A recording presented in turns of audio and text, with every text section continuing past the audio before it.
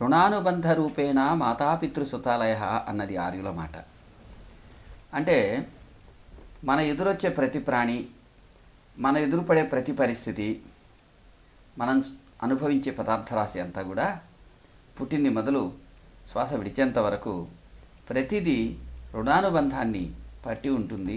అందుకని కాబట్టి రుణానుబంధం వల్లనే సమస్తం జరుగుతుంది కనుక ఆ వచ్చిన దేన్ని తరమవద్దు, బాధించవద్దు, హింసించవద్దు. దాని పట్ల రుణానుబంధాన్ని గుర్తుంచుకొని ధర్మబద్ధంగా వ్యవహరించు అని ఋషులు చెప్పారు. శ్రీ షిరిడి సాయినాథుల వారు దీన్ని మరింత విశేషంగా వివరించి ఉన్నారు. ఆయన నేను ఆచరించానని కూడా చెప్పి ఉండడం జరిగింది. వెంకయ్య స్వామి వారైతే ఒక విచిత్రమైన, మామూలుగా మనం అది విన్నప్పుడు దిగ్భ్రాంతికి గురయ్యే ఒక సంఘటన చెప్పాడు. అది విన్నప్పుడు నాకు భలే ఆశ్చర్యం వేసింది. మన పరిశోధనలో భాగంగా మన టీం సభ్యులు కొందరు 21/9/2010 నెల్లూరులో స్వామికి బాగా సన్నిహిత భక్తుడిగా ఉన్న అక్కి వెంకట్రామరెడ్డి వాళ్ళ కోడలు లక్ష్మమ్మ అనే ఆమె ద్వారా ఈ విషయం సేకరించడం జరిగింది. అదే కాకుండా అంతకుముందు వేరొకరు చెప్పి ఉన్నారు, కానీ దానికి రూఢి చేసుకోవడం ఈమె లక్ష్మమ్మ గారి ద్వారా సాధ్యమైంది. ఈ లక్ష్మమ్మ వాళ్ళది ముదిగేడు అనే ఊరు, ఇది పొదలకూరు దగ్గర పల్లె. అక్కడ యానాది రెడ్డి అనే ఒక ఆయన వ్యవసాయం ఏదో ఉంటే అది మెట్ట భూములు కాబట్టి చిల్లర అంగడి పెట్టుకొని ఉన్నారు. ఈ అంగట్లో వచ్చే స్వల్ప ఆదాయం, ఆ భూమిలో వచ్చే పరిమితమైన ఆదాయాలతో జీవితం వెళ్ళదీసేవాడు ఆయన. అక్కడ పల్లెల్లో రోజు ఆదాయం ఉండేవాళ్ళు ఉండరు. అందుకని ఎప్పుడో ఒకప్పుడు వస్తుంది, ఇంతవరకు బతుకుతూ వచ్చి ఆ ఆదాయంతో జీవించడం సహజంగా జరుగుతుంది. వ్యవసాయ ఆధారమైన జీవితాలంతా అంతే. అందుచేత అందరూ అప్పు తెచ్చుకోక తప్పదు. అక్కడ ఊళ్ళో వాళ్ళకే కాకుండా చుట్టుపక్కల పల్లెల వాళ్ళు కూడా ఈ యానాదిరెడ్డి అంగడికి వచ్చి తీసుకెళ్తూ ఉండేవాడు. వాళ్ళలో ఒక వడ్డతను ఉండేవాడు. ఆ వడ్డతను ఈయన మీద ఉండే మంచి భావం చేత, లేక ఎవరూ ఇవ్వకనో ఏమో, మొత్తం మీద ఈయన దగ్గరకు వచ్చి తీసుకుంటూ ఉండేవాడు. వచ్చింది ఇవ్వడం, మళ్ళీ తీసుకోవడం, ఇలా జరిగి అది క్రమంగా బాగా పరిచయం ఏర్పడి అప్పు నిలిచిపోయింది. కలిచేడనే ఊరు నుంచి వీళ్ళ ఊరికి వచ్చి ఇక్కడి నుంచి అప్పు తీసుకుపోయేవాడు.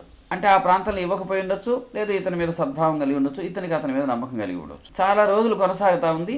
ఎక్కువ పోగుబడి అప్పు నిలిచిపోయింది. ఒకరోజు ఉదయాన్నే వడ్డాయన చనిపోయాడు అని చెప్పారు.